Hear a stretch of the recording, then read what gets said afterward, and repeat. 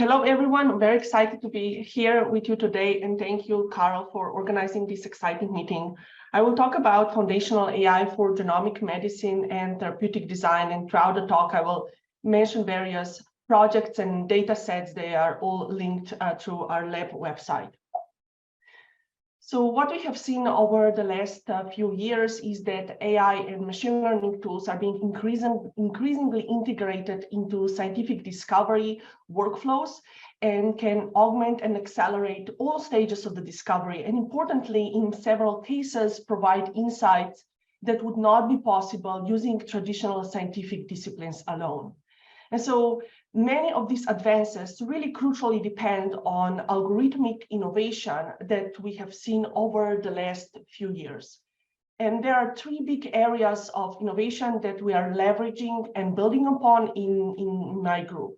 And so that relates to first geometric AI, and it was great to hear the fascinating research done in Smita's lab that kind of incorporates and models the structure and geometry of complex biological systems. And incorporating geometry into machine learning models has led to interesting insights that advanced molecular medicine, drug design, and therapeutic discovery. Second, especially, are important advances in self-supervised learning that allow us to train machine learning models with very little amount of labeled data. And that has been important for problems in medical imaging, in natural language processing. And in addition to predictive models, generative models that can optimize and generate new design in terms of molecular and protein structures have been important to kind of move us beyond predicting and providing predictive scores, and in fact also optimize the structures and optimize the actual design objects. So in this talk, I want to focus on two specific areas and projects that we have in those two areas that relate to these advances that I just highlighted. I will start with an overview of multi-purpose AI models that are designed to create models that can process a variety of tasks in a unified population. And second, I will discuss how we can build predictive models for medical data sets with medical tasks with very small amount of labeled data sets, where I will highlight a recent work on rare disease diagnosis. So let's start with the first part, which is that on multi-purpose AI models. So an important component for building those AI models is to create unified ecosystems and resources that bring together large amounts of data sets together with a large amount of pre-specified machine learning tasks that those data sets can be used for. And to this effect, what we have been working on is to create and build a community focused around machine learning models that can help facilitate algorithmic innovation and advances in the broad area of therapeutic science. Therapeutic Data Commons sits as a meeting point between, on one end, biomedical scientists who can provide a meaningful definition of machine learning tasks and can identify what are the key bottlenecks that we need to solve in order to accelerate and augment drug discovery and development process across all stages of development. And on the one end, on the other end, AI scientists who can develop rigorous machine learning and models that can advance and address those bottlenecks. Therapeutic Data Commons at its core has four big components. And those four big components taken together provide a unified ecosystem that allow us to evaluate AI models and their current capability, and identify opportunities for future development. Those four key elements are the following. We provide AI-ready tasks and curated benchmarks across 22 machine learning tasks that address 22 distinct bottlenecks that are problems in drug discovery and development that are amenable to machine learning analysis. And they range from drug target identification, modeling of drug efficacy, safety, all the way to drug repurposing and post-marketing surveillance. For each of those tasks, there's a predefined benchmark together with a plethora of performance metrics. Those tasks connect to leaderboards so that it's possible to identify a best-in-class method for each of those tasks at any point in time. That is supplemented by a large number of pre-trained models, as we strongly believe that it's not enough anymore to provide standardized data sets but what we need to think about is also providing pre-trained models that can be directly used by the community. And so we have a model hub through a collaboration with Hugging Face, where large pre-trained models are released so that community can easily access them and then fine-tune for using their private data. And finally, for users who do not have expertise in machine learning method development or coding, but would like to leverage these tools in their ongoing research, Therapeutic Data Commons provides interactive human AI interfaces that allow the users to ask queries and ask questions and get responses and provide feedback to the model so it can be improved over time. We have seen numerous compelling uses of AI in the commons, including use cases that are optimized towards molecular property, prediction and optimization of molecular structures, use cases to support the understanding and prediction of binding affinity between novel drugs and candidate therapeutic targets, and various use cases in generative world to optimize molecular structure and support high throughput screening efforts. In the next few minutes, I will focus on just one of these use cases, and specifically, I will talk about therapeutic use prediction. For therapeutic use prediction, the way we think about this big problem of predicting for a given compound whether it will likely be efficacious for the disease or not efficacious at all is that in order to be modeling that completely, we need to bring together very diverse and multimodal data that can span across multiple biological scales. And then train a large model on this data at scale through self-supervision in such a way that it would be able to then solve new tasks and make predictions for new diseases that were not encountered in the training data set, and do that in a zero-shot manner, where we're specifically interested in prioritizing candidate treatments for diseases that currently have very few or no treatments at all. So we developed a model called TXGNN, which stands for Therapeutics Graph Neural Network. And TXGNN is trained on a comprehensive knowledge graph that contains information across multiple biological scales for over 17,000 clinically recognized diseases. And it was crucial to consider knowledge graphs as a means to bring together diverse multimodal data sets in a unified data structure, which that knowledge graph is. Once we have this single consistent data set, then we can train the model to process a large number of therapeutic tasks. And we are interested in predicting indications, meaning positive use of therapeutics towards a disease, and contraindications, meaning negative use of therapeutics towards a disease, where drug should not be given to a patient with a disease because it can make their health state worse. And do that in a unified formulation, meaning that we want to have a single model that will be able to process these two kinds of therapeutic tasks across 17,000 diseases. What is TXGNN? TXGNN is a geometric deep learning model, or it's a graph neural network, as the name implies. Without going much into the architecture of the model, I would like to make 2 points. First, that geometric deep learning or graph neural network models are generally a suitable approach for data sets that have underlying geometric relationships. And that is sometimes very obvious when we are working with molecular structures that are by design given to us in the form of graphs or networks. But even data sets such as genomes or high throughput perturbational data sets have inherently geometric relationships that we can model. And these graph neural networks can also be trained on multimodal, multi-scale data sets where we can use graphs as a way to connect different modalities to each other and connect different scales to each other. And that's what TXGNN is doing by being trained on a large knowledge graph that is our prime KG. Let me just highlight a couple of results. So first, once the model is trained, TXGNN can perform zero-shot inference on new diseases, meaning that for a disease that the model has never seen before, and the disease that has no known treatments, meaning zero labeled examples for the disease, the model can provide a priority list of therapeutic candidates for that disease. So the way we can see this in this slide on the right part of this slide, where I show performance of TXGNN measured as area under precision recall curve, so higher value is better. And we can distinguish 2 scenarios.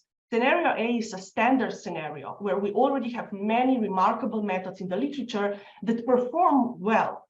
And it refers to a scenario where the model is asked to predict additional therapeutic candidates for disease that already have some known treatments and have relatively well-established molecular understanding.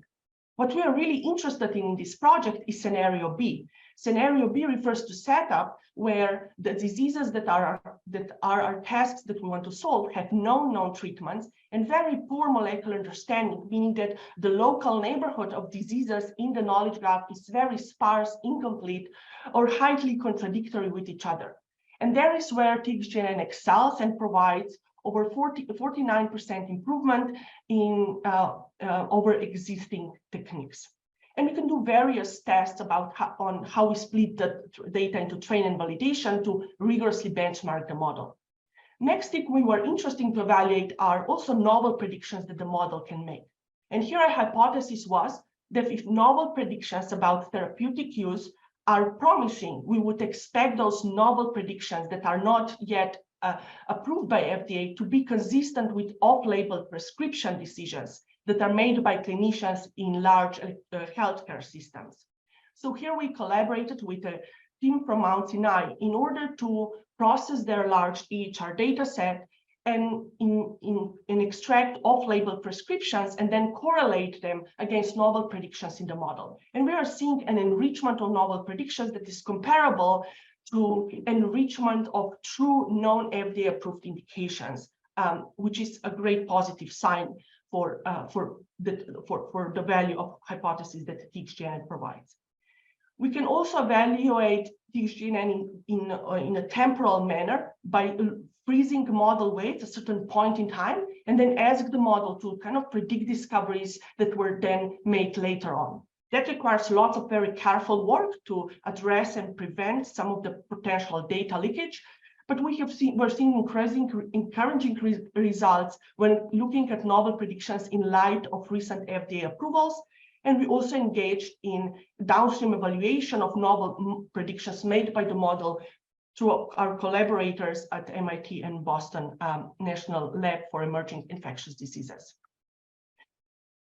When developing machine learning models, we are increasingly also interested in thinking about ways to transition models in real-world biomedical and clinical implementation.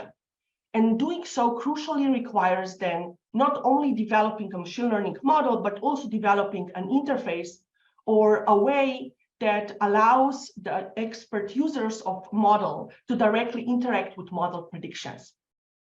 In doing for TXGNN, we adopted a clinician-centered AI design to design interfaces that can support scientists in interacting with AI predictions and also interpreting conclusions that AI models make through explanations.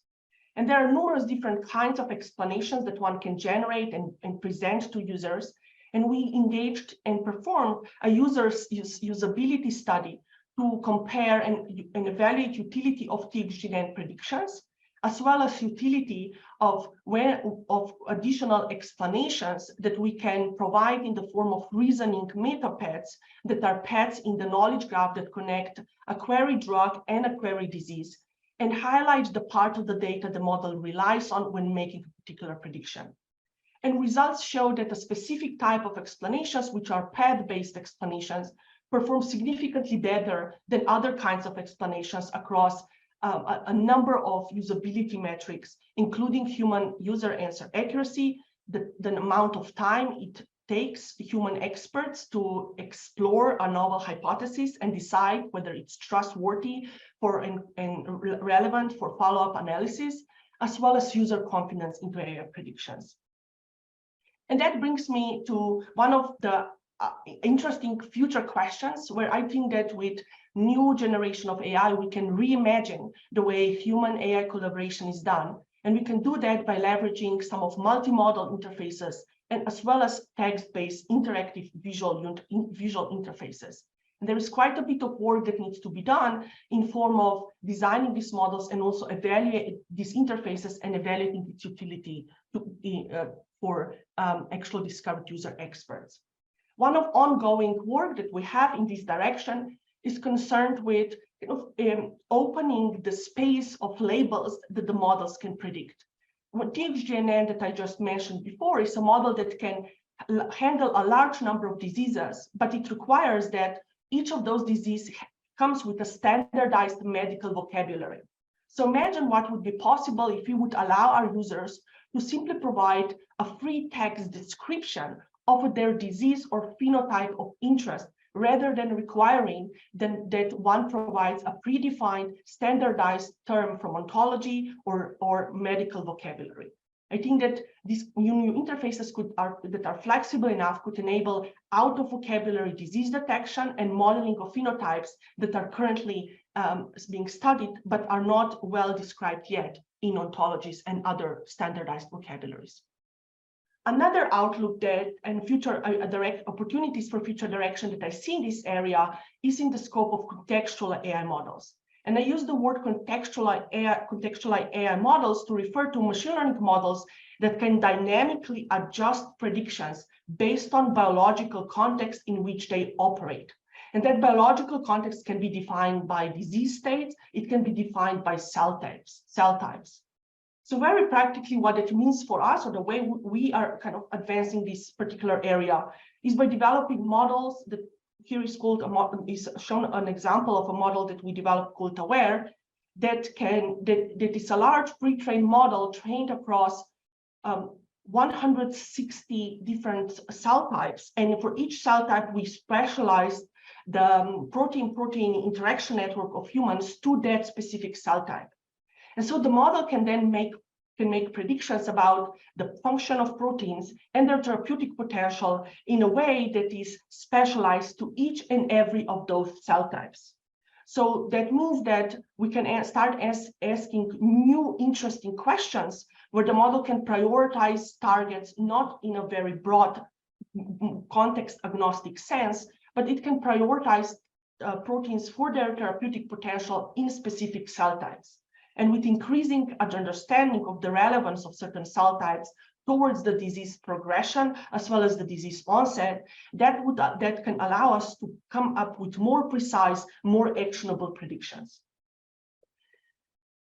So this concludes the first part of the talk, where I talked about multi-purpose AI models, and I highlight an example of model that we recently developed called TXGNN that can process various therapeutic tasks around indication and contraindication prediction across 17,000 diseases, and then offered examples of what are potential opportunities for the future in that area.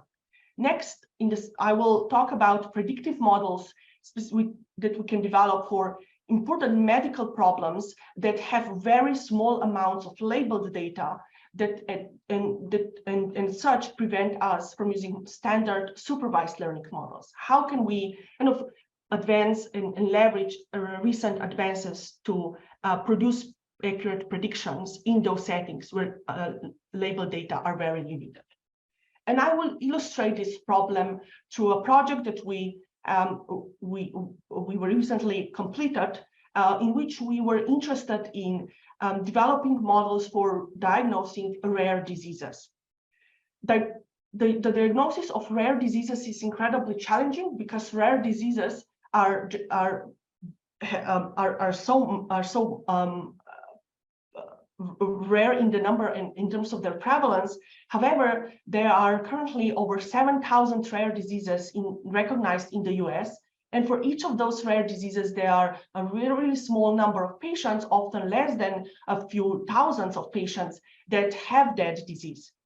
And so because the prevalence of rare diseases is so low, frontline clinicians often struggle with recognizing those diseases in patients that come to their clinics, which leads to this incredible long and extensive process known as diagnostic odyssey that can take over 5 to 7 years of extensive clinical workups, multiple medical referrals, and multiple misdiagnoses before an accurate molecular diagnosis is reached for a given patient.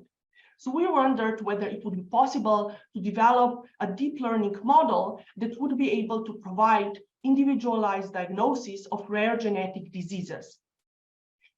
And we developed a model called Shepherd that is a model of that kind, and we evaluate its performance and its utility in collaboration with the Undiagnosed Diseases Network, which is a nationwide initiative with 12 clinical sites in the US that provides support for patients that otherwise could not be diagnosed with traditional medicine.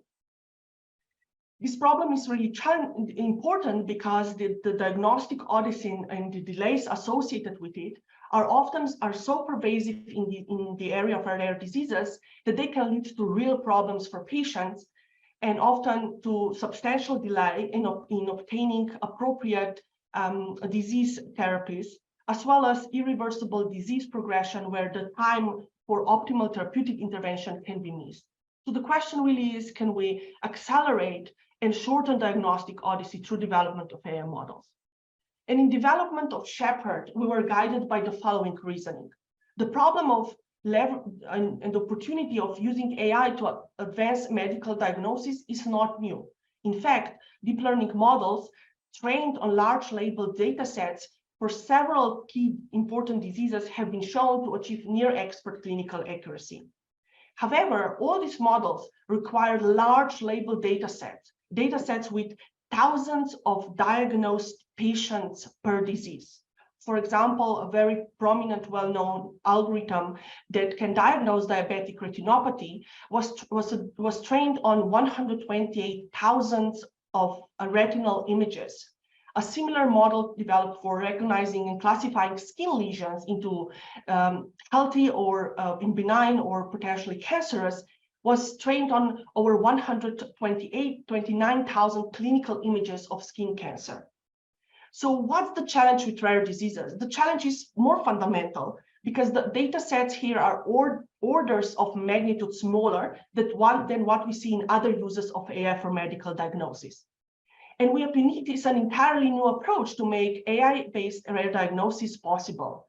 And this is because the problem of data labeling here cannot be solved simply by recruiting or labeling more patients because of low disease prevalence and also high heterogeneity of clinical representations.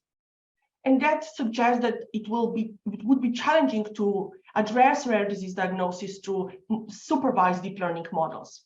So can we use self-supervised deep learning models to advance this problem? And that's what Shepherd is doing. Shepherd is a model that operates in two stages. In stage one or step one, it relies on embedding biomedical knowledge of rare genetic diseases in a self-supervised manner and learning the relationships between known genetic variants and their associations with various phenotypes and information about phenotypes and rare diseases. In the second stage, Shepherd leverages a large amount of simulated patients where we developed a generative pipeline that can simulate very quickly tens of thousands of rare disease patients that are very realistic. And those synthetic patients are used to fine-tune the model for predicting and arriving at molecular diagnosis. We consider three downstream diagnostic tasks that Shepherd is optimized for. The first one is that of causal gene ranking, where the model is presented with a patient information given in the form of a set of phenotypes and a set of genes in which mutations, variants are found in that patient's genome. And the model is asked to prioritize genes that harbor mutations such that those at the top of priority list are those that more likely cause the disease. The second use case is patients like me, where we ask the model to take a given patient and find other patients that might have similar genetic and phenotypic features. And finally, we use Shepherd to help characterize novel diseases by finding associations between a patient's phenotype and the potential diseases or mixture of existing diseases that the patient is most similar to and might likely have. Very briefly, before I wrap up about what our experimental setup is, so very crucially, the Shepherd is trained solely on synthetic patient data, meaning that during the process of training, the model does not see any real-world patient. Only once the model is trained, it is evaluated for its ability to provide rare disease diagnosis for rare disease patients, where we rely on UDN cohort. And interestingly, after training the model on synthetic patients and asking the model to prioritize genes for causal gene discovery, we see that separate performs considerably better. There are a broad range of baselines, and it performs well across different clinical sites. It performs well across different disease areas, and it also performs well when we ask the model to provide diagnosis for patients in undiagnosed diseases network that were evaluated across the span of the last eight years.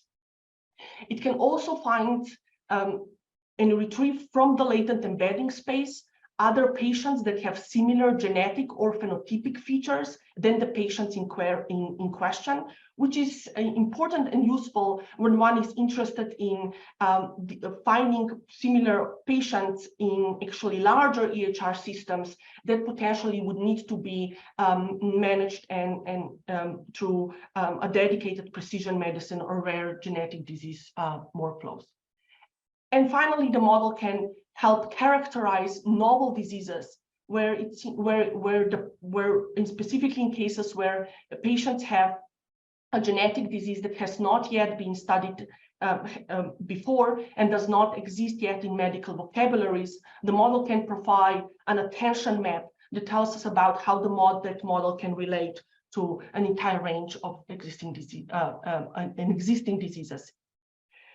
So to wrap up, Shepherd overcomes limitations of supervised learning by leveraging some key algorithmic innovations that we have seen over the last few years. That includes self-supervised learning on large biomedical knowledge graphs that bring into the model information about known relationships between variants, phenotypes, and diseases. And it can make predictions by leveraging a large cohort of synthetic patients to actually train the model that can then be used in real-world patients. Because the model is trained on synthetic patients, it can also be easily shared with various institutions, which is an important part for our current work. And it has interesting implications, I believe, for using deep learning more broadly on medical datasets with very few labeled examples. So to wrap up, in the second part of this talk, I gave an example of how self-supervised models can help us tackle problems that we could not do using traditional machine learning methods based on supervised learning. And the problem of rare diseases, including diagnosis and other treatment-related problems, are, I think, area where there are many opportunities for innovation in this space. And with that, I would thank you for your attention and invite you to check out our various resources and code bases for the models that are highlighted on our lab website. Actually, I have a question for Marinka. This embedding into knowledge graph or encoding questions into knowledge graphs. I mean, what do you see are the limitations or future problems with that, or just as in data integration formalism? Yeah, so that's a great question. Some of the challenges that are in that space relate to just various biases that we see in the coverage of knowledge graph, given the existing data sets. If knowledge graphs are curated or created automatically from biomedical literature, we often see contradictory evidence that has not been resolved, and it's not easy to resolve. Also, the data sets being highly incomplete or biased due to investigational biases or due to just the biases related to current knowledge of biology. So I think that creating large-scale knowledge graphs is an important direction that potentially could be augmented and make faster through the use of techniques. As currently, it takes several years to generally build large knowledge graphs that we can then use for these various downstream AI studies. And having models that would generate knowledge graphs and resolve their quality more automatically, as well as update them over time as new data become available, can be an interesting direction where more work is needed. Great. Jana, you have a question? I have to find an unmute button. Thanks, Marinka. That was really cool. I have maybe an uninformed question, maybe just because I don't know whether that's allowed or not. But there is a bunch of, maybe not a lot, but a couple of data graphs of the knowledge graphs for that has been built. And because it takes so long to build one, I'm wondering if it makes sense to try to merge entities in order to capture the work that has been put into understanding of the individual components that may have not happened in one graph, but can happen in another. Yeah, I think that's a great suggestion. And actually, we've been in conversation and touch with various creators of knowledge graphs that have their own objectives or initiatives. Sometimes the goal is to have a really broad coverage of diseases, which was the case for us. There is also a very interesting effort at University of Michigan on creating Genomics KB, which has really great coverage of the human genome. And I think bringing these efforts together by starting as simply as unifying entities that appear across knowledge graphs could be really helpful for the broader community. You should take a look at Petagraph. I'm excited about it. So maybe. Of course, happy to touch base on that. Me? Yes, please. So it's for the second speaker. So I wonder what are your thoughts on the pain points if we have FDA or this approval process? I mean, there are many concrete steps in AI system for biomedicine. Where do you see would be the pain points for such system to be approved? I mean, research is one thing, but getting to routine use at the hospitals and things like that, and also synthetic data. How do we know it's a good synthetic data? And basically, I'm asking like just what you see in the large language models, ChatGPT. There's this upside, there's also huge downsides, and we tend to be in the research community that only talk about the upsides. So I feel like if I push you, like where your system will break. Okay, these are great questions. So regarding transitioning these models to clinical implementation, especially for large narrative models, I think that the areas where we can use them first might be related to optimization of administrative workflows, reducing backlog in some of the healthcare systems more than to directly inform treatments. One area that of course, and area of problems that I think many are aware of relate to the lack of factuality of models that are trained in generative sense. The work that I presented is not of that kind, so we don't have problems with the models just making fake outputs that look realistic. But when that is the case, I think that grounding these models in existing knowledge is an interesting direction, and there is quite a number of work put out in the last 6 months on grounding large language models for retrieval from databases that are curated and have higher quality to mitigate these problems with factuality. I think for another big pain bottleneck for regulatory process is that we generally would like to improve models over time.